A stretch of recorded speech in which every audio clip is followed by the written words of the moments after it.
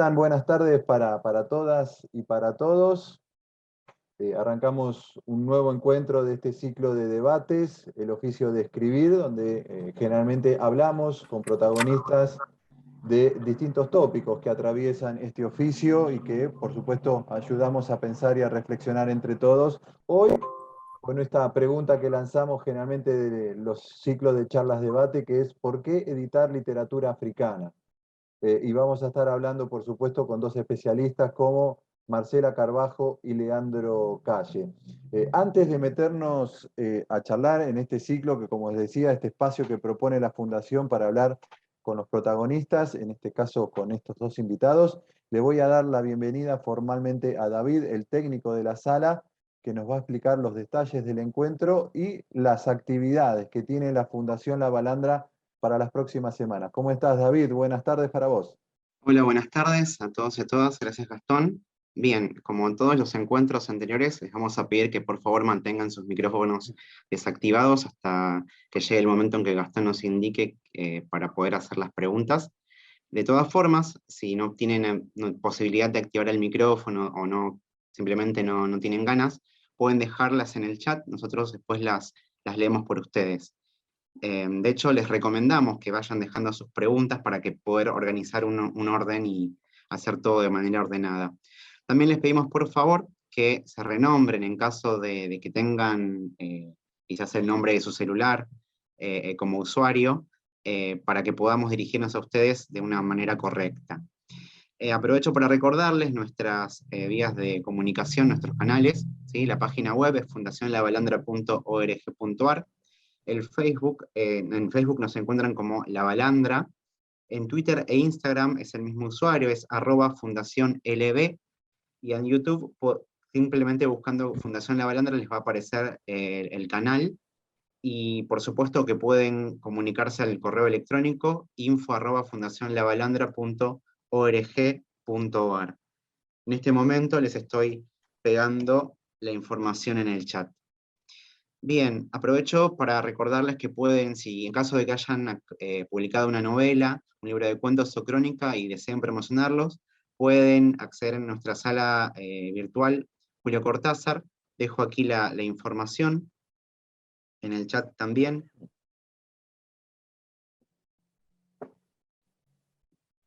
Y también los queremos invitar a la presentación del libro El sueño helado de R328 de Selma Dum. Y esto es también va a ser en la sala virtual Julio Cortázar. Sí, esto es el lunes 27 de junio a las 19 horas, hora argentina. Es en vivo por Zoom, va a estar moderado por Lucía Parravicini y es una actividad gratuita y abierta al público. ¿Sí? Es hasta agotar la capacidad de la sala. Les dejo la info también en el chat. ¿Sí? También les recordamos que está disponible la nueva antología del segundo concurso de narrativa, Los Pozos y otros cuentos. ¿Sí? Son 11 obras antologadas, más la obra ganadora, Los Pozos de Nicolás Schwarzman, y pueden conseguir su ejemplar en la página web. Les pego el acceso en el chat. Y sin más por el momento, le devuelvo la palabra a Gastón. Gracias, David. Bueno, repaso un poquito, breves reseñas biográficas de nuestros dos invitados protagonistas de esta tarde. Marcela Carbajo nació en Buenos Aires, es traductora y editora. En el 2018 fundó la editorial Empatía, dedicada a traducir y difundir la literatura de los diversos países del continente africano. Este proyecto nació de la convicción de que la literatura es un medio sumamente eficaz para acercarnos de una manera más afectiva, más empática a esas otras realidades, historias y culturas que en general vemos como ajenas y lejanas. Este es un poco el espíritu que hoy sin duda va a atravesar la charla de este ciclo de charla-debate. Marcela además es miembro del Centro PEN Argentina, una institución que en este caso está organizando este ciclo de charlas-debate, el encuentro de hoy puntualmente junto con la Fundación La Balandra. Leandro Calle nació en Zárate, provincia de Buenos Aires, poeta y traductor, reside en Córdoba, docente universitario, Sus últimos libros de poesía son Entonces, Blasfemo, Animalía Urbana, El Hijo, País, Nadar en las Aguas de Piscis. En 2020, la Universidad Nacional de Córdoba publicó una antología que reúne 20 años de poesía, Algo que arde, Antología Poética 1999-2020. 4 de sus libros fueron traducidos al francés. Como traductor ha traducido a Guy de Maupassant y a varios poetas marroquíes. Tengo los nombres de los poetas marroquíes, pero me tomo esa licencia. Al igual que a los poetas francófonos, también los tengo, pero bueno, después le preguntaré a Leandro bien cómo se pronuncia y quiénes son. Dirige para Alción Editora la Biblioteca de Autores y Temas Marroquíes, y para Edubim la colección Marula de poesía africana. Ahí que la veo ya a Marcela. Le lanzo la primera pregunta que me parece que es obvia, ¿no? Con la editorial Empatía, dedicada a traducir y difundir la literatura de los diversos países del continente africano. Y dice, este proyecto nació de la convicción de que la literatura es un medio sumamente eficaz para acercarnos de una manera más afectiva, más empática a otras realidades. ¿Estás convencida, Marcela, que la literatura es ese puente para conocernos en estas realidades tan dispares que puede ser la que tenemos nosotros acá en Argentina, en Sudamérica, y aquellas que tienen los autores y las autoras con las que trabajás, las realidades africanas? Y te doy Sí, formalmente la bienvenida, ¿no? Además. bueno, y disculpen que demoré un minuto, pero esas cosas que pasan que se tildó la máquina justo al volver a entrar y por eso entré desde el teléfono para no hacerlos esperar. Sí, yo no sé, no es el único puente, pero yo creo que es realmente un modo sumamente efectivo de conocer otras realidades desde un lugar, yo decía, afectivo. Eh, yo creo que las ficciones, no solamente la literatura, ¿no? El cine también, ¿no? Las ficciones nos acercan y nos permiten ir construyendo un imaginario que a veces puede ser más o menos cercano a lo real, de otras realidades, de otras culturas, de otros lugares. Y creo que en el caso del continente africano, la falta de ficciones que nos llegan desde esos lugares hace que para la mayoría de la gente, cuando uno trata de imaginarse o de pensar algo, se produce un blanco, ¿no? Un vacío. Yo siempre doy el mismo ejemplo, pero bueno, hay muchos ejemplos.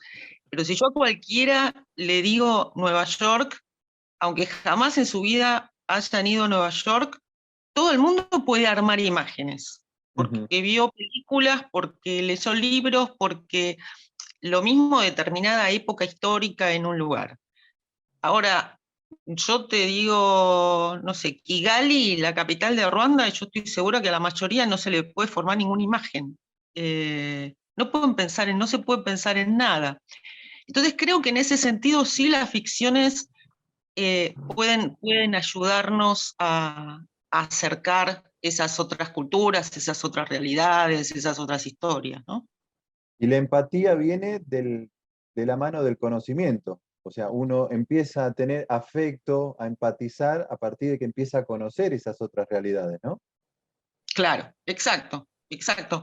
Y creo, y esto lo estuve pensando bastante últimamente, ¿no? Porque un poco lo que yo siempre me planteaba y lo que decía era, bueno, uno ve esas realidades o esas sociedades tan ajenas y al empezar a conocerlas desde historias particulares, desde historias personales, desde adentro, uno empieza a entender un poco cómo funcionan determinadas cosas que en un principio nos son ajenas. Pero creo que también hay otra parte de eso, y yo lo veo mucho por comentarios de nuestros lectores o mail que nos mandan los lectores o que nos escriben en las redes. También hay como cierta sorpresa de cuántos puntos en común tenemos, ¿no? Ujú. De qué parecidos somos en algunas circunstancias, en algunas historias, y eso a la gente también le sorprende mucho. Y creo que desde ese lado también hay un sentimiento empático que es imposible que uno lo tenga sin el conocimiento, ¿no? Leandro, te doy formalmente la bienvenida y bueno, imposible no preguntarte, vos poeta, traducido también, pero además sos traductor de poesía africana. Primero, ¿cómo llegaste a ese universo literario? Y después, ¿qué encontrás? ¿Qué particularidad encontrás en la poesía africana? Bueno, buenas tardes a todas, a todos. Yo, antes que nada, te agradezco, Gastón, a todo el equipo de Fundación La Balandra, a Marcela también. Yo sigo acá, voy a mostrar, así hacemos parte sigo la obra ahí de empatía desde que empezó. Bueno, muchas gracias, porque realmente ha sido muy cálido toda la introducción. Y yendo ya al tema africano, yo concretamente fue por un viaje de placer, no fue un viaje que después fue otro viaje que ya se convirtió de trabajo en Marruecos, y compré varios libros y empecé a leer y me di cuenta que era un mundo totalmente invisibilizado, ¿no? Más allá de las cuestiones que uno puede, eh, digamos, adquirir por una cuestión de mediaciones editoriales de grandes monopolios, digamos, tanto de España como de Francia, pero sí me di cuenta que había todo un acervo cultural al cual uno no tiene acceso. Me contacté con varios escritores, que después ya sí se convirtió en un viaje de trabajo largo, de los cuales ya amigos, con algunos, Abdelatif Lavi, que es uno de los nombres importantes de la poesía marroquí, es un amigo ya de hace 12 años, eh, y comenzar a traducirlo es, bueno, introducirse en una cultura, ¿no? Y lo que uno ve también es que nosotros tenemos una mentalidad occidental, entonces es eurocéntrica. Entonces uno ve África como un todo, y África no es un todo, es un invento de Occidente. Así, digamos, después de la balcanización política que se hizo a partir de la conferencia de Berlín en 1884, el siglo XIX, África tiene una división de fronteras que no es la real, que es otra, es una división impuesta por el colonialismo. A partir de eso, digamos, después está la diáspora africana hoy, ¿no? Entonces, introducirse en ese mundo es un mundo vasto, porque además hay muchos lenguajes, muchas culturas, muchas religiones, y uno va como entrando, yo empecé por Marruecos, por lo que se llama el Magreb, es decir, el norte, Túnez, Argelia y Marruecos, y luego fui bajando lo que se llama el África subsahariana o negra, en algunos lugares, ¿no? Y bueno, la poesía, yo me he ido contactando a través de algunos festivales internacionales de poesía que uno va, y uno tiene ahí la ocasión de conocer directamente a algunos autores. Y bueno, son esto de los puentes que se decía anteriormente, uno va conectando, los puentes conectan con otros puentes, autores que te traen otros libros, te dicen, mira, tenés que leer este autor de tal país, y bueno, se va generando como una especie de red, ¿no? Pero por eso digo, dentro de la red que nosotros vemos como una mentalidad occidental, hay otra red más profunda, que es una red propia, que creo que está muy invisibilizada por el mercado editorial europeo, ¿no? Es decir, las cosas que nos llegan no son las cosas, generalmente al menos las que yo trato de traducir, porque son las que nos llegan, ¿no? Un hombre como Abdelatif Lavi o como Gabriel Opunji del Congo son premio Goncourt, premio literario del África Negra Internacional, un premio que recibió Leopold Sédar Senghor, o sea, gente de mucho prestigio. Sin embargo, y en la misma Europa, por ahí tienen un gran desarrollo dentro del mercado editorial. Entonces, un poco creo que la tarea es visibilizar un mundo de manera, si bien siempre hay una mediación, evitar la mediación de la mediación de la mediación, ¿no? Claro, eso te iba a decir, porque escuchándote digo, ¿cómo evitar? Porque la poca literatura africana que nos llega, escuchándote digo, bueno, también está, está medida por o mediada por los cánones de los grandes mercados editoriales que a nosotros generalmente son los rectores de esos mercados son generalmente europeos, ¿no? Nosotros hicimos también hace algunos meses una pregunta, pero distinta, ¿no? ¿Por qué editar literatura asiática? Y básicamente siguen teniendo las mismas mediaciones, ¿no? O sea, hay determinados tópicos que no pueden escaparse a lo comercial, lo que, bueno, lo premiado llega, pero me imagino que debe ser un universo mucho más vasto, el universo literario africano y toda su variable. Es cierto que una cosa es el norte de África y otra cosa, yo tuve por una cuestión profesional la oportunidad de conocer Angola, Luanda, y conocer un poco de ese país. La verdad que es una riqueza maravillosa de la que desconocemos todo. Y bueno, digo yo, debe pasar habitualmente con otros lectores, pero ¿cómo generar una propuesta literaria africana en esta Argentina, que básicamente el mercado editorial está atravesado por los fenómenos de venta o de las grandes compulsas de las grandes cadenas de editoriales europeas, ¿no? Es un desafío doble el que tienen ustedes, no solo traer obra africana, sino generar un público lector de esa obra africana. Sí, hay Sí. dos. Sí, Marcela, por favor. Adelante, adelante. No, Adelante, adelante. Bueno, Bueno, digo, menciono algo cortito desde el lado editorial. Yo creo que antes que esta especificidad quizá de literatura africana, hay algo que es cierto, que todos los que somos editores independientes tenemos claro que no es el negocio, que no vendemos Stephen King. Me encanta Stephen King, no estoy hablando mal de eso, digo. Pero bueno, ya es un punto del que partimos. Hagamos literatura africana, asiática o nacional. Las editoriales independientes, bueno, partimos de eso, ¿no? Que no es un negocio, es algo que hacemos porque nos gusta y por placer, y obviamente tratamos de buscar lectores. A mí el trabajo de tratar de visibilizar un poco lo que decía Leandro, de traer literatura africana, es porque quiero que se conozca y quiero que haya lectores. Pero bueno, eso que vos decías, Gastón, recién, de cómo conjugar eso con las grandes ediciones, y no se puede, es otro tipo de edición. Las grandes editoriales, los grandes dos grupos editoriales, publican y van a lo seguro y está bien, es su negocio. Y a Gurnap, antes de ganar el premio Nobel, no lo publicaba nadie. Después de que ganó el premio Nobel, lo empezaron a publicar.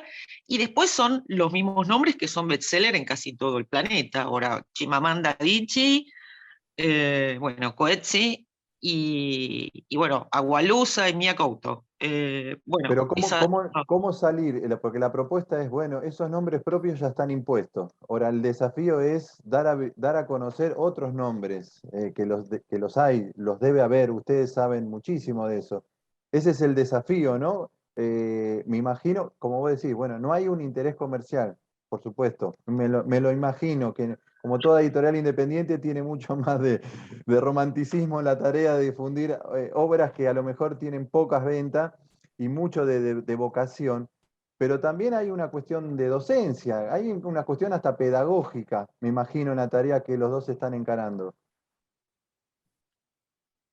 sí, totalmente. Quisiera decir tres cositas. Una, coincido con lo que decía Marcela, pero por otro lado no es una especificidad de la literatura africana. Si uno se pone a pensar en el mercado editorial, nómbrenme, yo a veces le digo a mis alumnos, nómbrenme 7 autores paraguayos, estamos hablando de un país nuestro, Paraguay, actuales vivos, que encontremos en las librerías, no lo encontramos. Nómbrenme 7, 10 autores bolivianos vivos que encontremos en la librería, no lo vamos a encontrar. Es decir, no es una especificidad, porque ahí también viene una mirada del África, que siempre es la que yo trato de no dar, que es la mirada de lo exótico, ¿no? Es decir, tomar África como lo exótico. Entonces, No, pero si te piden 7 nombres de escritores españoles, sí los vas a encontrar. por eso O, digo, o franceses, sí pero los ¿por qué vas a pongo el encontrar. ejemplo de Paraguay y Bolivia? Porque son países muy cercanos. Sin embargo, están esos nombres, sin embargo no llegan. O sea, hay todo un entramado del mercado editorial o de las políticas editoriales que no es que sea propiamente con África, es un poco, No, tiene que sí. ver con la venta y tiene que ver con un montón de cuestiones. Entonces, en el aspecto personal, en lo personal mío, aparte de lo pedagógico que vos decís, creo que tiene que ver también con una pasión, uno se apasiona con algo. Yo voy a mencionar algo, por ejemplo, está muy de moda ahora Rashid Benzine, no voy a decir la editorial que lo publica y que se vende. Lo publiqué yo en Córdoba, lo que pasa es que es en Córdoba, acá está. Rashid Benzine, la primera vez que se publicó en castellano aquí en Argentina, Leer hoy el Corán, ni siquiera figura en las solapas de lo que se está publicando hoy. Porque también en el interior, yo lo digo porque no soy del interior, yo soy de Buenos Aires, yo tomaba café en Los Galgos, estudiaba en el Colegio del Salvador, así que soy muy porteño, pero vivo acá hace 20 años. También estas cuestiones de pasajes a veces territoriales tienen que ver con muchos factores, ¿no? Entonces digo, por un lado es una pasión, es una cuestión pedagógica, pero también es ir formando pequeñas comunidades lectoras. Yo, por ejemplo, en la Biblioteca Marroquí no es específicamente poesía, al contrario, es más bien narrativa, ensayo, teatro, pero la que es del editorial de la Universidad de Villa María, que está saliendo ahora, están 2 libros por salir, es específicamente poesía, es como que se cierra más el entorno de... Pero, bueno, los poetas somos un poco como una cosa medio extraña. Sos muy audaz, Leandro, sos audaz, Leandro. Poesía y poesía africana es como ya lo marginal de lo marginal. Bueno, te cuento una anécdota muy rapidita, les cuento, perdón, algo extraño. Yo fui con una propuesta de ficción, de una novela, a esa editorial, que el director es un amigo, lo conocemos, porque yo sabía que él me decía, la poesía no vende, no me traigas nada de poesía. Bueno, yo llevé una novela que la acabo de traducir, todavía está dando vuelta, de una escritora marfileña de Costa de Marfil. Me dice, no me interesa la ficción ahora. ¿Te animás a hacer una colección de poesía africana? Bueno, para mí fue como, no entraba en mí. Por eso digo, es muy raro lo que pasa por ahí. Obviamente que el premio Nobel ha abierto hoy todo un campo de lo africano como llamativo, ¿no? Eso va a bajar un poquito, pero creo que cuando uno tiene cierto compromiso y pasión por algunas cosas, lo va a seguir haciendo.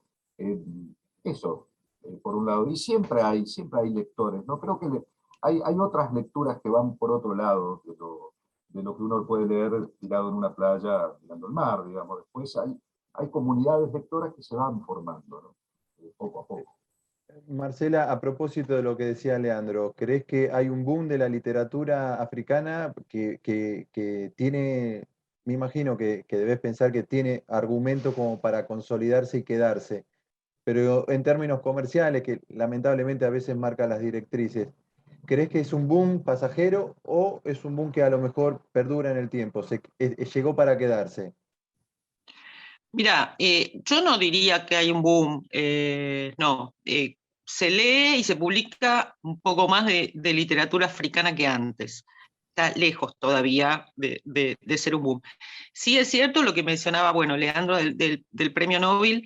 El año pasado no solamente africanos ganaron el Nobel, sino la mayoría de los premios literarios importantes, ¿no? El Goncourt, los premios lo ganaron escritores africanos. Entonces, obviamente eso ayuda. Creo que también hay algo particularmente acá en Argentina que también ayuda, es que hay desde hace unos años una reivindicación del movimiento afrodescendiente, o sea, de los movimientos, sobre todo de mujeres, ¿no? Afrodescendientes, y hay mayor interés, eso sí. Yo la verdad que estoy muy contenta con el resultado de lo que vamos editando, porque sí nos damos cuenta que quizá alguien que compró porque lo vio en una feria de editores y dijo, bueno, voy a probar, voy a empezar a leer algo de literatura africana, después son lectores recurrentes, o sea, nos vuelven a preguntar qué otro libro va a salir, si ya salió otro, compran varios.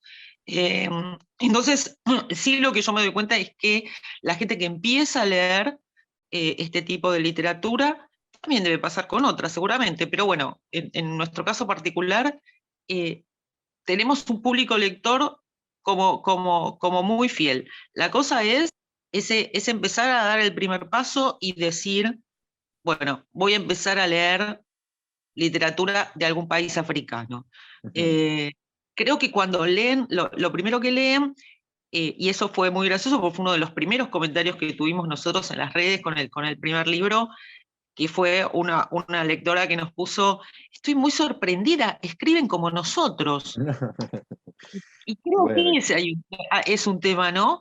Creo que quizá hay como un miedo inicial de decir, ay, voy a leer la historia de los pobres niñitos con el vientre prominente y las moscas muriéndose de hambre, bueno, no pero leo nada. esa es la África que nos muestra Occidente. Claro, bueno, pero es la imagen de África que la mayoría de la gente tiene, ¿no? Sí, Y es sí. difícil también, esto que mencionaba muy bien Leandro, esto de África como un todo. Digo, un egipcio con un keniata no tienen No tiene nada absolutamente, que ver, por supuesto. absolutamente nada que ver, pero África es eso, es todo, ¿no? Después nosotros en Latinoamérica es gracioso porque siempre nos ofendemos de que un holandés no distingue si es Brasil o Argentina, Buenos Aires está en Brasil o en Argentina. Bueno, nombrame 5 ciudades de Congo. O sea, nosotros tampoco tenemos Claro. idea. Digo, en general la gente tampoco distingue un país de otro, ni todo lo mismo. Eh, Incluso la otra vez me contaba alguien que había traducido una novela no me acuerdo de qué origen, de qué país africano, y le preguntaran, pero vos hablás africano, que traducís, entendés O hasta eso. el único idioma. Claro, hablas africano, como si Hablas africano. existiese el idioma africano. Claro. Pero bueno, creo que todo el trabajo que hacemos los que nos dedicamos a traducir y publicar este tipo de literatura es justamente una pelea contra eso, ¿no? O un Juan, intento de empezar a dinamitar un poco eso. Marcela, cuando vos estás preparando un lanzamiento, un nuevo libro, pensás en el perfil del lector, me imagino que, porque son, como le decía hoy a Leandro en la previa, son como mercados de nicho, nichos de lectores, ¿no? O sea, tiradas muy chicas, me imagino, muy analizado, muy estudiado el mercado. ¿Cómo es la estrategia para la promoción, difusión, la distribución? Mira, nosotros en cuanto a lo que es la publicación, mi idea es tratar o sea, nosotros empezamos a publicar en el 2018, o sea, abrimos la editorial en el 2018, en el 2019 publicamos, 2018 y 2019 publicamos los primeros títulos y nos agarró la pandemia y quedó todo un poco frenado y se fue atrasando el cronograma y recién ahora, o sea, acaba de salir el último libro que de hecho llegó, así que acaba de salir. Eh, pero un poco la idea es poder ir mostrando literatura de todos los países del continente. Es un proyecto en ese sentido ambicioso y obviamente hay países que tienen una producción literaria mucho más fuerte y no solamente producción literaria, sino todo un mercado editorial ya mucho más consolidado, ¿no? Como Nigeria o Sudáfrica tienen editoriales, tienen librerías, tienen un movimiento literario fuerte. Hay países en los que la verdad que es bastante difícil conseguir material. Más allá de eso, nosotros empezamos tratando de publicar a aquellos autores que habían ganado premios dentro de África, al principio, cuando empezamos a armar el catálogo, porque bueno, no teníamos mucha manera tampoco queríamos publicar autores más, algunos clásicos y algunos contemporáneos que estuvieran escribiendo ahora. Entonces, bueno, los autores jóvenes los buscamos en los ganadores de premios. Y después nos pasó también un poco lo que mencionaba Leandro, que después te empiezan o sea, ellos mismos, los autores, te empiezan a recomendar algún autor, alguna obra, las editoriales africanas también ya nos mandan libros, entonces bueno, ahora es como un poco más fácil. Y el tema de la difusión es básicamente a través de las redes, creo que es lo que por ahora lo que mejor nos funciona, y en las ferias y todo, eso a nosotros nos funciona mucho, la gente le gusta mucho venir a nuestro stand cuando estamos en alguna feria y preguntarnos sobre la literatura africana y pedirnos recomendación. Y funciona también mucho de boca en boca. Tenemos algunos de nuestros libros que se vendieron bien y que es básicamente a partir de recomendaciones de otros lectores, ¿no? Claro. ¿Y con las traducciones cómo hacen, Marcela? Y yo tengo traductores, o sea, a mí me encanta traducir, realmente creo que es una de las actividades que más me gusta hacer, pero la verdad que exige mucho tiempo y bueno, no puedo dedicarme mucho a eso. Pero bueno, tenemos traductores externos, los traductores y los correctores los contratamos, son externos y los contratamos para cada libro. Leandro, ¿vos cómo haces para seleccionar un texto? En qué te fijás? Si estás pensando también en el hipotético lector argentino que puede acceder a ese libro, o simplemente son tus preferencias como lector o como escritor o tus preferencias literarias. Al principio, digamos, lo que fue la génesis, que fue la Biblioteca Marroquí, me fui como rodeando también de un corpus de escritores amigos marroquíes.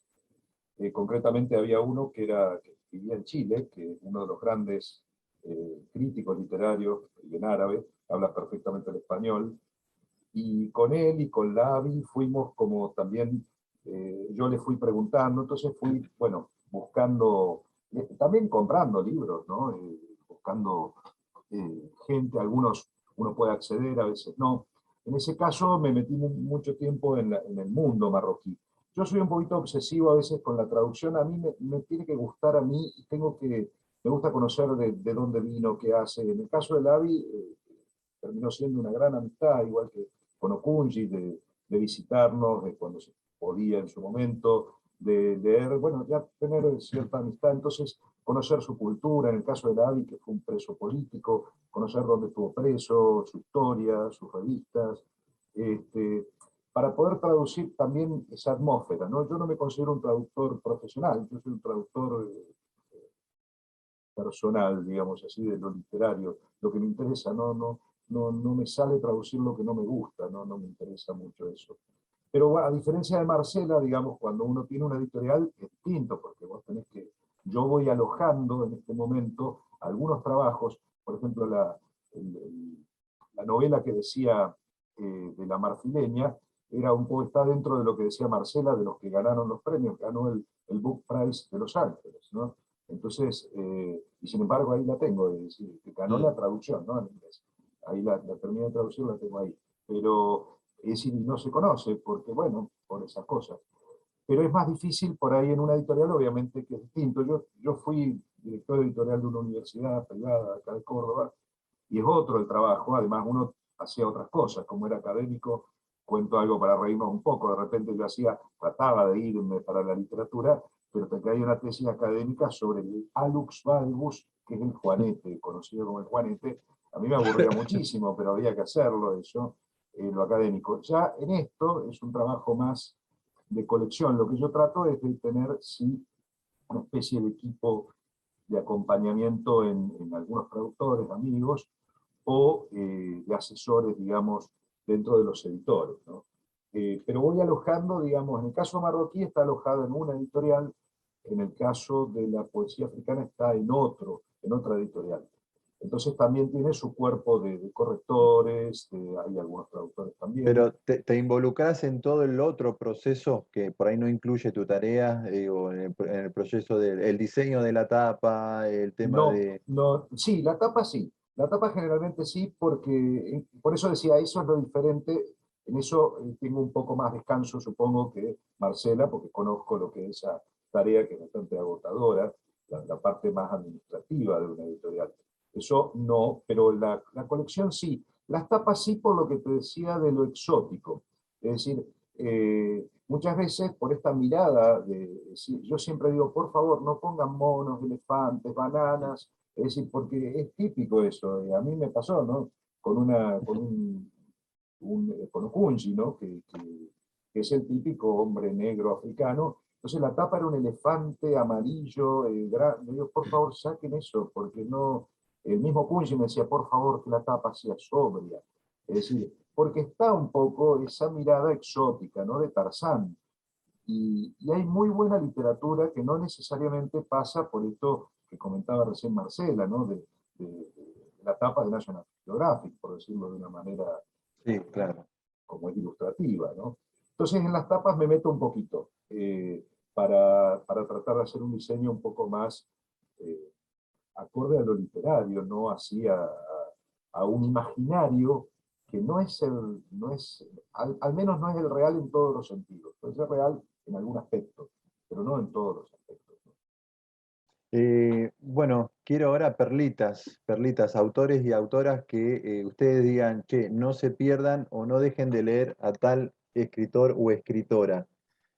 Que se consiga acá, que lo dites vos, Marcela, o lo dites vos, Leandro, o no, o que sepan que se consigue acá y que no sean de los conocidos, ¿no? Sino esos autores que uno debería leer en el corto plazo. ¿Quiénes serían? Bueno, empiezo yo, perdón. Yo recomendaría fuertemente leer Todo se desmorona de Chinua Achebe, porque bueno, es uno de los padres de la literatura africana. Nosotros no lo publicamos, no es un, no es un chivo editorial. Creo que es un libro sumamente interesante porque ahí están diciendo Florescencia de Copano Matlua. Buenísimo, nosotros queríamos editar ese libro y bueno, tiene los derechos, una editorial española, y tiene los derechos como para todo el idioma español, entonces Ah, no hay manera de editarlo en otro lado. Pero Todo se desmorona, que pusieron de Chinua Achebe, para mí es un libro que es como fundamental dentro de lo que es la literatura africana, y plantea un tema que siempre subyace mucho de los libros, obviamente, que es los procesos, el shock que fue la colonización mm, dentro de lo que eran las culturas tradicionales, ¿no? Yo siempre digo, nosotros cuando pensamos en la época de la colonia, ¿viste? Y bueno, son 200 años atrás, es algo que no dejó huellas, indudablemente, pero digo, uno tiene la imagen del villique, ¿no? De la época de la colonia. sí. Los países africanos, los últimos que se independizaron fueron en la década del 80. O sea, la mayoría de los escritores de chicos vivieron bajo el dominio de los imperios. Ni hablemos de países como Sudáfrica, que siguieron con el apartheid mucho después y que todavía sigue, ¿no?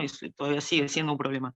Entonces, Todo se desmorona, está planteado desde un personaje, su protagonista, que era una personalidad sumamente importante dentro de su aldea, un guerrero sumamente importante, una persona muy reconocida, y que de repente pasa a ser más o menos, o sea, como todos los africanos, que se discutía en ese momento si eran humanos o no eran humanos, ¿no? Lo mismo pasó con los indios acá, pero digo, yendo ahí. Para mí es un libro acá. Lo que pasa es que se consigue en una trilogía. Hay una trilogía de Chinua Achebe, y el primero de esos libros de la trilogía es Todo se desmorona. Y después el otro libro, que es uno que sí publicamos nosotros, que también me parece importante, porque si Chinua Achebe es el padre, Buchi Emecheta es una de las madres de la literatura africana, que se llama Delicias de la Maternidad.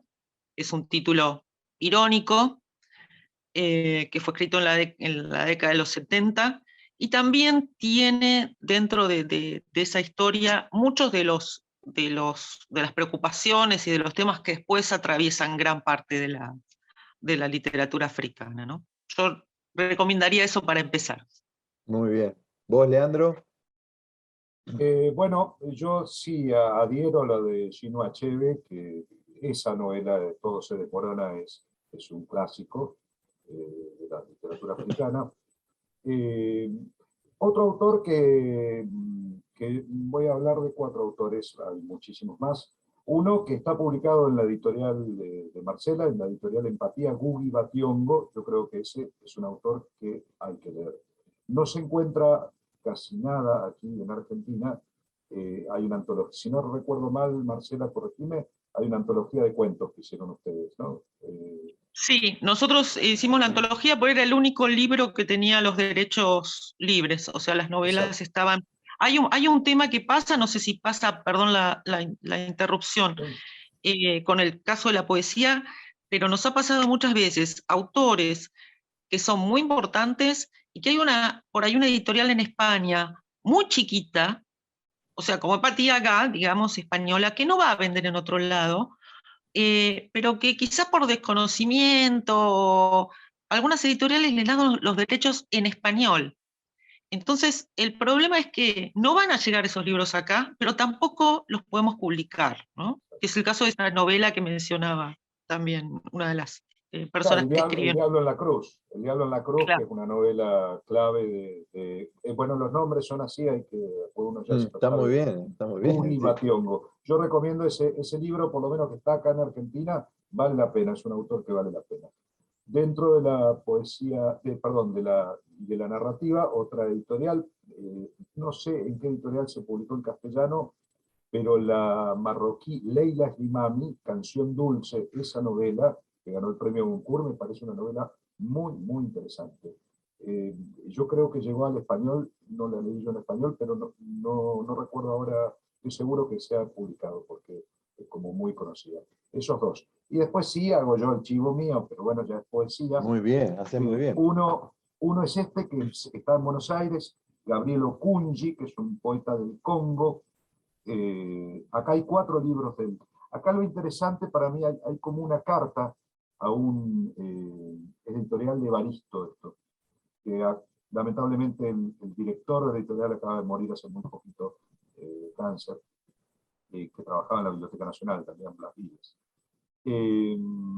Okunji tiene una relación muy fuerte con un gran africanista, antropólogo africanista creo que es Jacques Chevrier, un francés, y hay una carta que le escribe, que es una carta casi poética, donde él describe su estética, y es muy interesante ahí cómo confluye lo que él llama su lengua materna, que no es el francés, sino es entre el lingala y el tegué, y su lengua de escritura, que es el francés.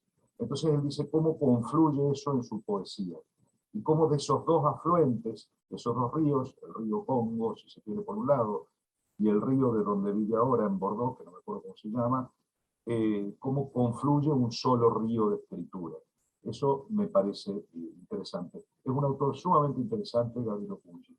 Y el otro es, que ya lo nombré, Abdelatif Flavi, que está publicado en Pretexto, en España, y acá también, en Acción, Los frutos del cuerpo. Es una erótica. ¿Por qué digo esto? Porque si bien su poesía es bastante vinculada a lo político, o a lo político-social, Los frutos del cuerpo se mete en la vieja tradición árabe de la erótica árabe. Si bien él escribe en francés, pero es traductor del árabe, se mete en la vieja erótica árabe de los siglos pasados, ¿no? Y es muy interesante la sutileza, el manejo sutil de la palabra que tiene Lavi en el medio poético, digamos, respecto de todo el manejo del cuerpo, del erotismo, un erotismo muy sublime, tan delicado casi ni se ve, pero cuando uno mira un poquito más de cerca se da cuenta, ¿no? Para mí es un libro muy bello, muy, muy bello. Yo recomendaría esos 4 autores, pero bueno, hay infinidad, ahora hay muchos, ¿no? Hay muchos autores que uno puede conseguir. Le abro ahora sí a la gente a ver que quieran comentar, que digan lo que les parezca, pregunten tanto a Marcela como a Leandro, o agreguen a esta lista de autores y de libros que han dicho si han leído otras cosas, también vinculadas a la literatura africana para recomendar. Es un espacio para compartir, bien horizontal, así que cualquier valiente que pueda levantar la mano o pedir la palabra. Ahí está, micrófono abierto. No sé, David, si tenemos nosotros preguntas o... Silvia Lanza hizo una palabra, no sé si quiere hacerla ella o la leemos. A ver, Silvia, si se anima. Ay, tengo miedo que mi pregunta sea muy torpe y básica. No hay preguntas básicas, son todas importantes, Silvia, no te preocupes. A mí me llamó la atención porque había leído una nota sobre Leila, entonces la recomendación de Leandro me trajo ese recuerdo, y Clarín en su momento la había presentado como una autora franco-marroquí. Entonces, incluso por lo que comentaron recién respecto del último autor, que también escribe en francés, pero es traductor de árabe, me preguntaba cómo es ese cruce entre lengua de estos autores que se definen como africanos y que no necesariamente escriben en lo que uno podría pensar en primera instancia que debiera ser la lengua materna. Bueno, es todo un tema complejo. Yo recuerdo, creo que Sándor Márai en una de sus memorias dice, mi patria es la lengua húngara, ¿no? O sea, la patria es su lengua.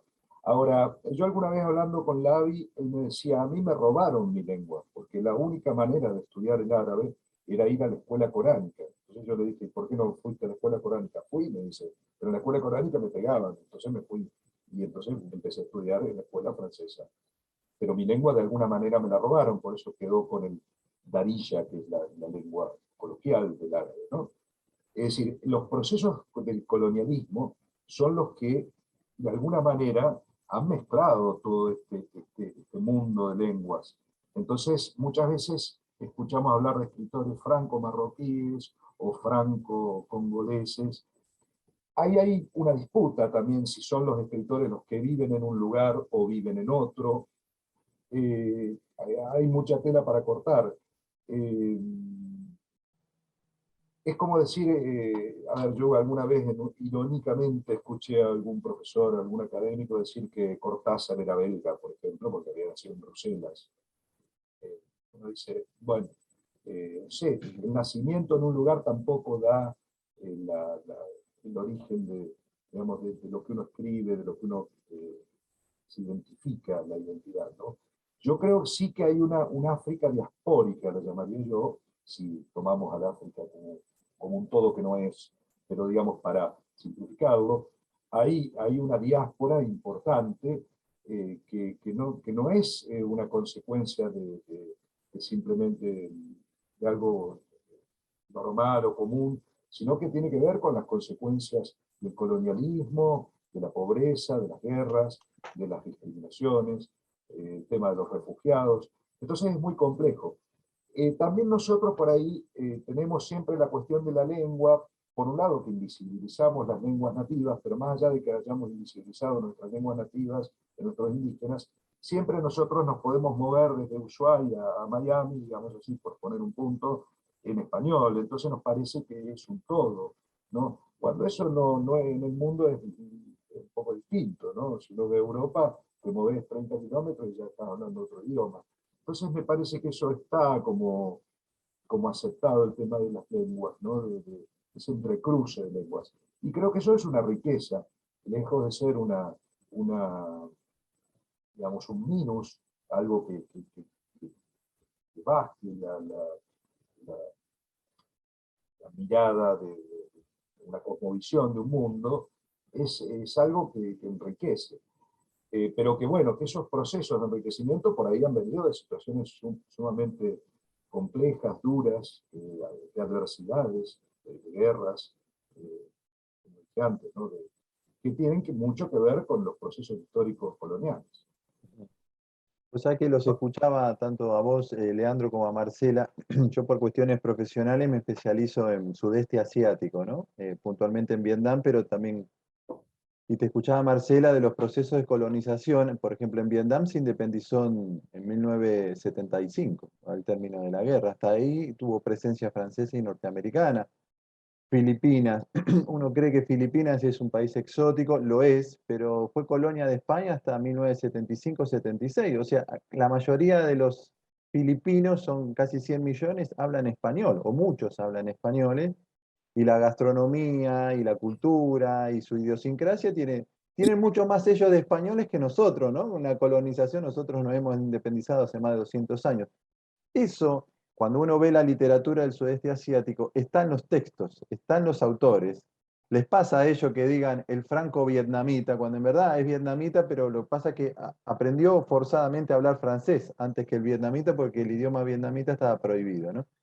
Digo, pero esa disputa que uno la ve y la experimenta cada vez que lee algún autor del sudeste asiático, está, me imagino, ¿no? En las obras de estos autores africanos, está cuando describen una comida, en la vestimenta, en las prácticas culturales tradicionales, ¿no? Eso está, me imagino. Sí, también, bueno, influye un poco la generación del escritor del que uno esté hablando, ¿no? La generación más joven no tiene demasiado problema, o sea, son gente que se crió ya con países bilingües, ¿no? Yendo a la escuela en francés o en inglés. Sí, en los textos siempre aparecen, porque como pasa con todos los idiomas, hay cosas que son trasladables de un idioma a otro, y otras cosas no. O sea, en los textos siguen apareciendo siempre, se va mezclando palabras en los idiomas originales, ¿no? Eso sí se ve. Después, es el caso como Wationgo, que el autor que mencionaba antes, Leandro, que él escribió en inglés y desde hace ya mucho tiempo escribe en su lengua nativa y después él mismo traduce a veces al inglés, pero como una cuestión de posicionamiento político, ¿no? Y ideológico, de rescate de su lengua.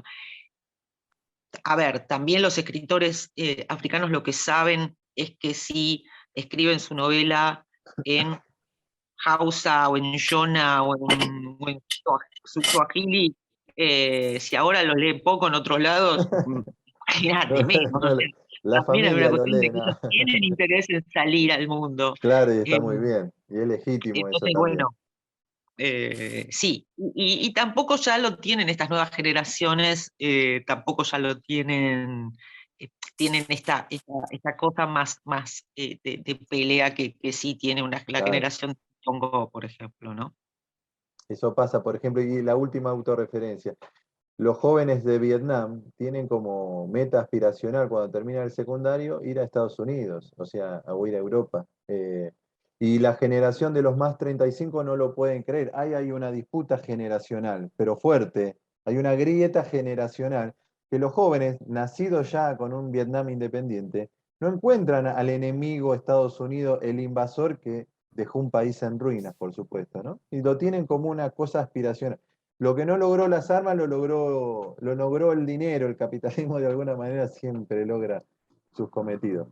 ¿Hay alguien interesado en Perdón. preguntar? Ah, Sí, sí. sí, No, sí, Leandro, por favor. hay un dato interesante, vuelvo a Okunji, porque esto de las lenguas, Okunji pone en el medio de sus poemas, sigue el poema, no es que sigue, hay otra parte del poema, no en todos, pero en dos libros, que pone extractos en tegué, que es la lengua de la región bantú, la lengua escrita. Pero en francés, cuando aparece el libro, está en francés y en tegué, no está traducido. Y cuando él lo lee en público, lee en francés y después lee en tegué. Y medio que se transforma cuando lee en tegué, es como otra persona. Cuando yo lo traduje, le pregunto, ¿esto querés que lo traduzcamos? No, es así. O sea, nadie tiene acceso, salvo que conozcamos tegué, que no conocemos casi Claro. nadie, por lo menos donde yo estuve con él, nadie. Y recordé yo un texto que suelo darlo en mis clases, que es de un martiniqués muy conocido en el ámbito de la filosofía, por el tema de la negritud, de Edouard Glissant, que él habla del derecho a la opacidad, a no querer abarcar todo, controlar todo, traducir todo, decir, bueno, es en tegué y es en tegué, y lo escucharemos en tegué, y ya está. O sea, él no lo traduce, no lo explica, no sé qué dice ahí, nadie sabe qué dice ahí. Y me parece que ese derecho a la opacidad también tiene que ver con esta manera occidental de lo cartesiano y del control, digamos, donde hay lo que dice Glissant, una raíz única de pensamiento y no un sistema rizomático en el cual podemos convivir con el otro sin sofocarlo y también sin que el otro nos quite nuestra identidad, Claro. sino convivir dos identidades diferentes. Pero esto del derecho a la opacidad yo lo vinculo con ese texto de Okunji, con esos textos, donde, bueno, en su tierra, por ahí probablemente lo lea y entiendan el tegué y no entiendan el francés. Es decir, bueno, a mí me pareció interesante y que él lo quiera dejar así, ¿no? Digo, es una rareza, pero una rareza interesante. Sí, pero pensando en la poesía mapuche contemporánea, digamos, también pasa lo mismo, insertan versos de cantos tradicionales o en mapuche que obviamente Claro. lo que uno sepa mapuche no los entiende Claro, y dentro de su estructura no hace ruido eso, ¿no? Pero exactamente. quizá dentro de la nuestra sí, es lo que decías vos, Leandro. El problema somos nosotros. El problema somos nosotros que queremos siempre que, bueno, que nos den fácil las cosas, ¿no? O entendibles. Vamos, hay gente interesada, David, ¿no? En preguntar. Sí, vamos primero con el Tano, Masuki, y luego con Elena. Gracias, David. Yo me surgió una duda ya en el momento en que vi la convocatoria desde la Barandra de abordar la cuestión no solamente de la editorial, sino de la producción editorial y de los libros que pueden llegar a la Argentina. Yo estoy en Tucumán, valga la aclaración. Nunca tuve en mis manos, por lo menos por acá, un libro que diga que su autor era africano. Pero más allá de la cuestión vinculada específicamente a la literatura, hay algo que me llamó la atención también cuando vi esto, que desde mucho tiempo, tal vez esté por fuera de la temática que estamos tratando, pero bueno, la voy a hacer ahora esta pregunta. ¿Tuvieron alguna vez ustedes, Marcela o Leandro, en el momento de conversaciones con los diferentes autores, o a través, si existe algún libro o bibliografía sobre el tema, donde se aborde aquello que venimos escuchando a propósito de instalación de pensamiento y de información que viene, en este caso yo diría hasta milenario, de esto de que África es la cuna, ni siquiera voy a decir de la civilización, sino del nacimiento de la humanidad, del ser humano, o sea, de una mirada antropológica en este caso. Esta es una gran duda que yo tenía y yo no sé si en algún momento ellos, per se, lo definen como tal, o sea, si conocen esto, sí, por supuesto que sí, me imagino, pero ¿existe algo de eso, o sea, como material específicamente? Esta es concretamente mi única pregunta ahora y agradezco la respuesta a la Balandra, a David, a Marcela y a Leandro.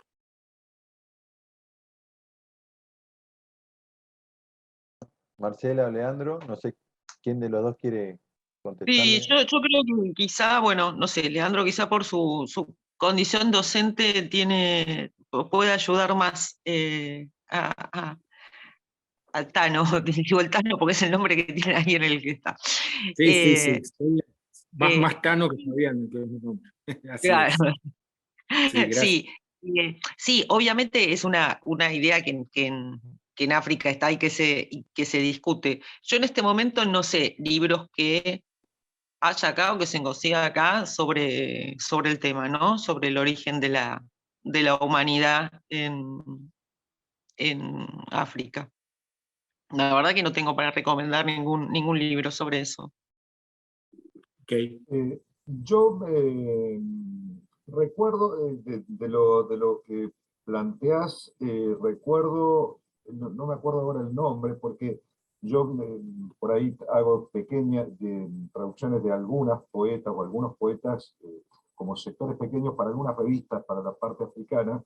Recuerdo sí, como, bueno, está el famoso Mujer Negra de Leopold Sédar Senghor, ese famoso poema, como del origen, ¿no? Y me acuerdo de otra mujer poeta, no recuerdo ahora su nombre, que también hace todo como un recorrido sobre el origen de la mujer, pero no recuerdo ahora su nombre.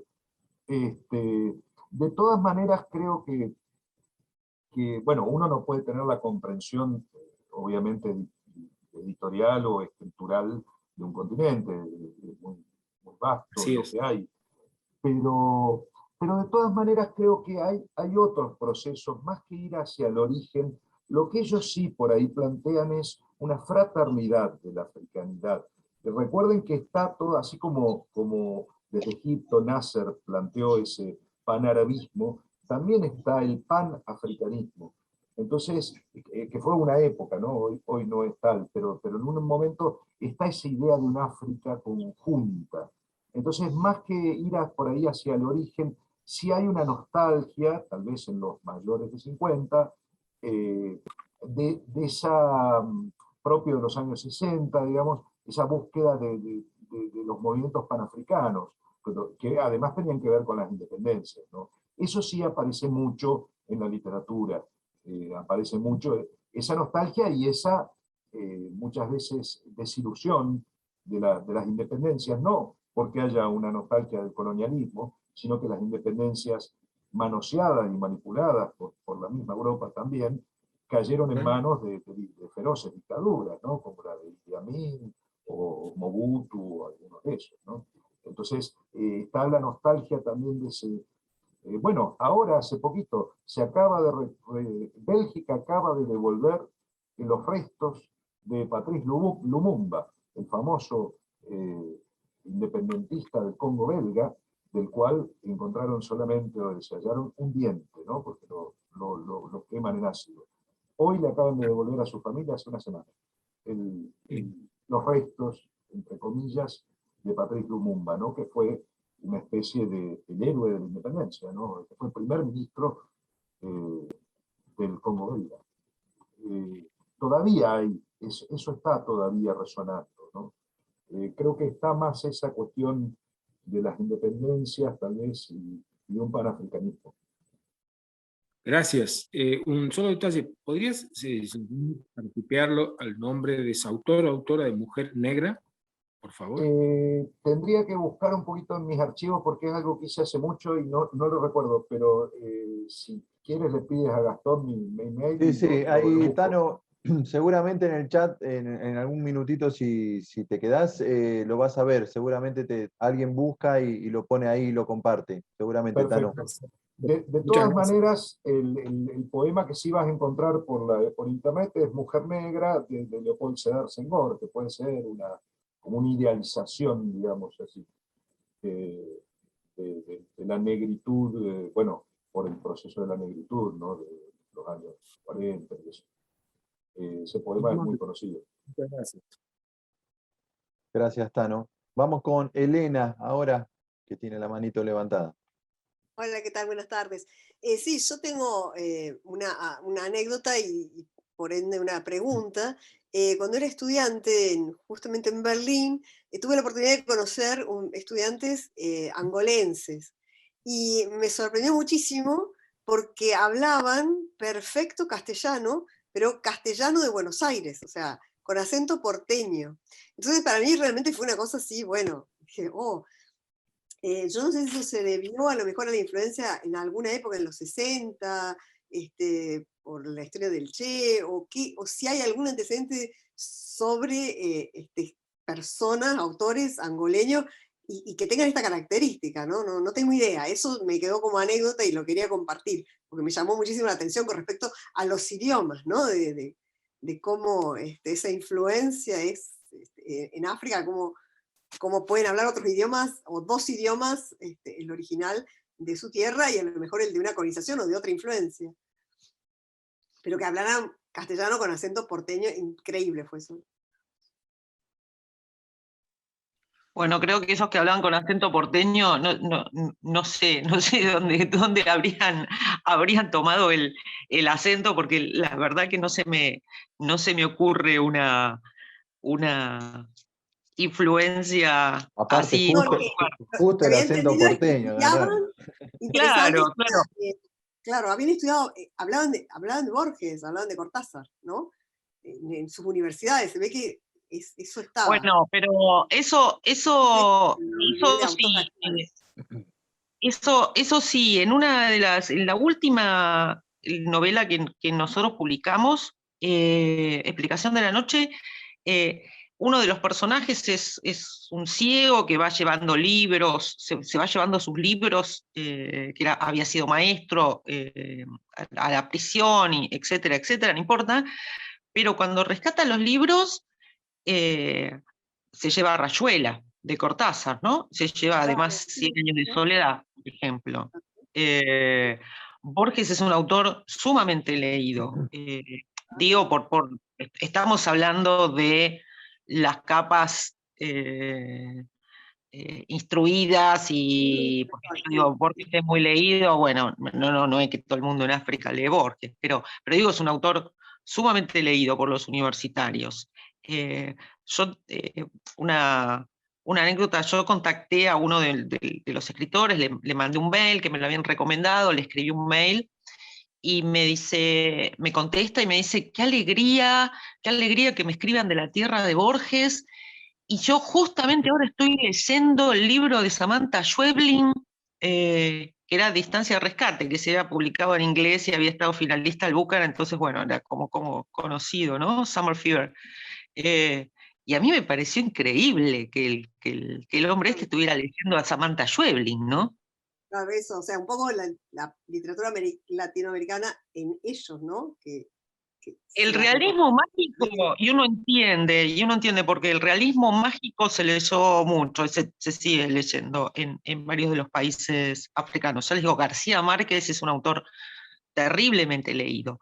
Creo que quizá el realismo mágico también es un tipo de literatura que, sobre todo estoy hablando del África subsahariana, ¿no? El realismo mágico quizá, no sé, no habría que pensarlo, ¿no? Lo tiro así, se me ocurre que quizás encaja bien con ciertos rasgos o ciertas herencias culturales o ciertas tradiciones, cierta cosa, digo, en lo que eran las aldeas africanas hace no tantos años. Ahora el tema de los muertos que conviven y que aparecen, y digo, es bastante común. Entonces quizá por eso el realismo mágico es un tipo de literatura que gacha bien, pero sí había autores, y Cortázar también es muy leído. Muchas gracias. Te pregunto, Marcela, a propósito de esto de los autores argentinos, en estos vínculos que tenés con las editoriales, algunas editoriales de África o de algunos países de África, ¿te pasa que te recomiendan o te piden que les recomiendes autores argentinos? ¿Se da este ida y vuelta? No, por ahora no es algo que me pasó. A mí me encantaría, yo tengo así el sueño en algún momento de empezar a publicar, de hacer alguna alianza con alguna de las editoriales con las que tengo contacto y publicar, aunque sea antologías con cuentos de diferentes autores, pero tratar de publicar autores argentinos, latinoamericanos, pero bueno, fundamentalmente argentinos en África. Me encantaría. ¿Sentís que hay público allá? ¿Habría lectores para ese tipo Sí, de sí, literatura? yo creo que sí, por lo menos con las editoriales con las que yo usualmente tengo contacto o trabajo, son editoriales que tienen base de lectores. A ver, estamos hablando de público y base de lectores también en lo que es la dimensión o el tamaño de una editorial independiente, ¿no? Pero creo que sí, que podría publicarse, y a mí es algo que me encantaría en algún momento hacer. ¿Se puede conocer algún nombre de los que te gustaría llevar para allá? ¿De autores argentinos? Sí. Y de los contemporáneos a muchos, me gustaría. ¿A quién? ¿A quién? Decinos algún nombre. Y a Consiglio, a Jorge A Consiglio me Jorge encantaría Consiglio, sí. Jorge. llevarlo, a Eduardo Muslip también me encantaría Eduardo. llevarlo, y bueno, a Gaby Cabezón Cámara, Selva Almada, varios me gustaría Bueno, llevar. nos dejaría muy bien parado allá, ¿eh? Sí. Autores, la verdad que sí. Muy buena elección. Leandro, ¿a vos te pasó de que te pidiesen autores argentinos? ¿Te gustaría llevar autores argentinos que se conozcan allá en África? Me han pedido por ahí, en lo personal, como poeta, sí, Shawi, este crítico literario, hizo una traducción de un poema, de un libro mío al árabe, y después me lo mandó, que salió en un periódico y nunca entendí nada, porque no entendía nada absolutamente. Colaboré algún tiempo con notas periodísticas que me pidió para un diario que dirigía cuando volvió a Marruecos, y me mandaba después las fotos del diario, y si no estaba mi fotito no sabía en qué parte estaba la columna de lo traducido. Esa fue una colaboración. Sí, yo coincido con lo que dice Marcela, que se lee mucho. Aparece Borges, por supuesto. Hay mucha vinculación también con el realismo mágico, con el surrealismo francés, toda el África francófona, que es lo que yo más manejo, digamos, de lectura. El surrealismo está muy presente en ese ser, por ejemplo, que no es africano, digamos, el continente, pero es fuertemente, el proceso de la negritud es muy fuerte ahí, y está muy emparentado con el surrealismo de una manera profunda. De los autores que sí, piden, en el caso de los poetas, sí, me han pedido, Hellman es un autor que sí, que se lee entre los poetas, ¿no? Pero bueno, es Claro. Hellman, ¿no? Es conocido y obviamente muy excelente. Y a mí en mi caso sí me han pedido alguna cosa, pero bueno, yo también tengo alguna traducción en Francia, entonces es una manera de acceder fácil, digamos, porque Traducen generalmente del yo me muevo en francés el mundo. directamente, ¿no? ¿Cómo? Traducen del francés, digo, en ese caso, en tu caso. Lo que pasa es que yo me muevo en el mundo francófono, sobre todo, para la traducción. No sobre todo, me muevo en ese mundo, nada más, para traducir. Entonces, en ese caso, sí hay un intercambio, pero simplemente porque tengo algún material mío traducido, no por otra cosa. Bárbaro. David, ¿queda alguien más? Si no, vamos redondeando la charla. No hay manos levantadas. A ver. Bueno. Ahí Cecilia. Gloria dice- levantó la mano. Gloria. A ver, Gloria. Bueno, como siempre, podría decir que fascinada de estar en estos encuentros de la Balandra. Particularmente me emocionaba y tenía muchísima ansiedad por estar, porque bueno, como la mayoría no he leído y no hemos tenido oportunidad de leer, así que lo aprecio y lo valoro y les agradezco. Lo poquito que he leído, y hace muy poquito tiempo, es de dos autores. Uno es premio Nobel, que es Derek Walcott, que es de las Antillas inglesas, que tiene su papá inglés y su mamá de origen africano. Y también creo que fue algo que presentó la Balandra, de Jamaica Kincaid. Y en los dos encontré ese dolor como perpetuo de la no visibilidad y del menosprecio, como dijo Leandro hace un rato, de que hasta no se los consideraba como seres humanos o no tenían almas, y como esa cuestión de servidumbre, ¿no? Y de esclavización. Y la pregunta para ellos sería si dentro de la narrativa y de la poesía han encontrado temas en común. ¿A qué se refieren? Si hay algún tema en común, estos poetas o autores de narrativa en su literatura. Bueno, con respecto a la narrativa, sí, si bien cada país, como decíamos antes, ¿no? Tiene sus particularidades, hay temas que sin duda atraviesan a todos los países. El tema de la colonia y lo que bien mencionaba Leandro, ¿no? En las generaciones más jóvenes, ese desencanto de lo que pasó luego de la descolonización, ¿no? Esas luchas por la independencia, de sacarse a los imperios de encima y que después se perpetuasen en el gobierno dictadores, títeres muchas veces de los mismos imperios.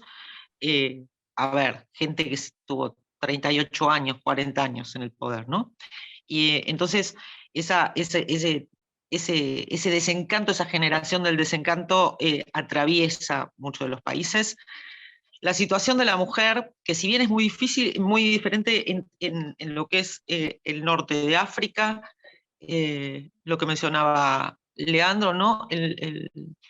Lo que puede ser Marruecos o Argelia del sur, sí, igual es problemático. En algunos países como Sudáfrica, Kenia, Uganda, Ghana, por ejemplo, el tema de la maternidad es un tema muy complejo. La mujer que no puede tener hijos no existe. Y sus suegros tienen todo el derecho a buscarle otra esposa al marido si no pudo tener hijos.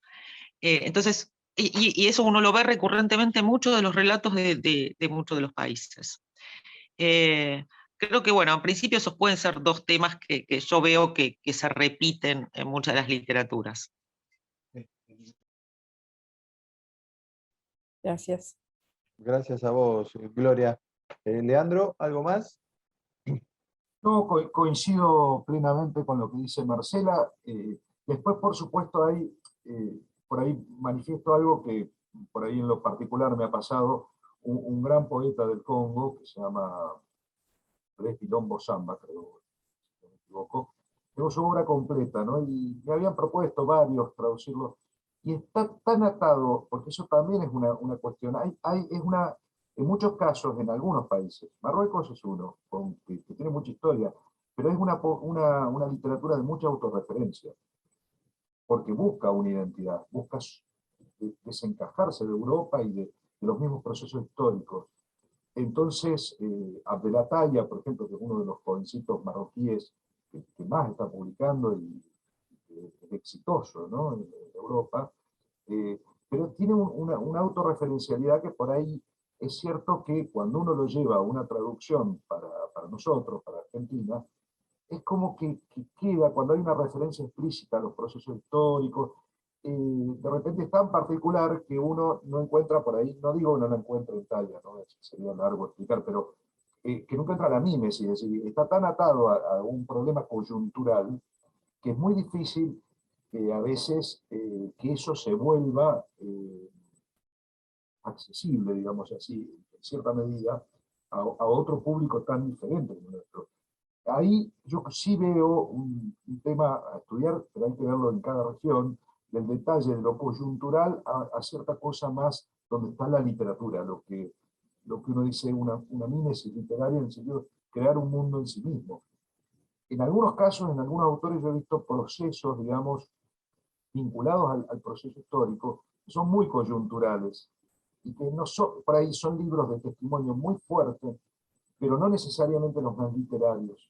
Y por ahí otro libro que no tiene que ver con la historia en sí, la literatura estalla porque va directamente por otro lado, ¿no? Y ahí a mí me pasó con este autor que lo nombraba al principio, que no encontraba qué traducir, porque digo, siglas, ¿no? Y era súper, súper interesante. Ahora, había que leerlo con una historia del Congo al lado. O sea, eso se dificulta, ¿no? Pero hay varios procesos que se han... Creo que es semejante a lo que pasa un poco con nuestra literatura también, ¿no? Depende que podemos leer, ¿no? Pero cuando uno lee ciertos autores argentinos también vinculados a ciertos procesos, bueno, hay que entender también la atmósfera, el clima, el ámbito en donde surgieron, en donde emergió esa literatura, ¿no? Y ahí a veces hay distancias y hay matices. Claro. Perfecto, claro. Es el escritor y su contexto también, eso es importantísimo. Gracias. Gracias a vos. Bueno, Marcela Carbajo, Leandro Calle, a los dos, muchísimas gracias por esta charla, por este encuentro. En lo particular aprendí muchísimo, me llevo un montón de nombres de libros y de autores para empezar a leer en el cortísimo tiempo. Gracias de verdad, No, muchísimas gracias. muchas gracias a vos, a la Balandra, y bueno, muchas gracias a todos los que nos acompañaron, que estuvieron hoy. Me imagino que junto al mate y con el mate y Las tortas abrigaditos, fritas, muchas sí. gracias a todos. Lo Gracias, mismo, Leandro. muchas gracias Gastón, gracias Marcela, para mí es un honor estar al lado también de Marcela, que es la única editorial que se dedica específicamente a África, la verdad es un gran logro Editorial Muchas Argentina. gracias. Y buscá el manuscrito de La Marfileña, porque bueno, por ahí lo publicamos, Leandro. Lo tengo. Pero cuando quieran lo vemos. Mira, surgió un proyecto editorial acá, por ahí. En breve tendremos un libro. En buena hora. En buena hora. Gracias a los dos. Gracias a Gracias ustedes, a los gracias dos. a la Balandra y a todos. A todas y a todos, gracias también hoy por tomarte ese tiempo de estar acá presente en este nuevo encuentro de charla debate. Nos vemos pronto. Gracias, ahí lo vemos a Carlos Costa, el presidente de la Fundación La Balandra, siguiendo atento también el encuentro de hoy. Gracias, David, el técnico. Y bueno, buen fin de semana. Lo que queda de él, pásenla lindo. Cuídense. Nos vemos pronto.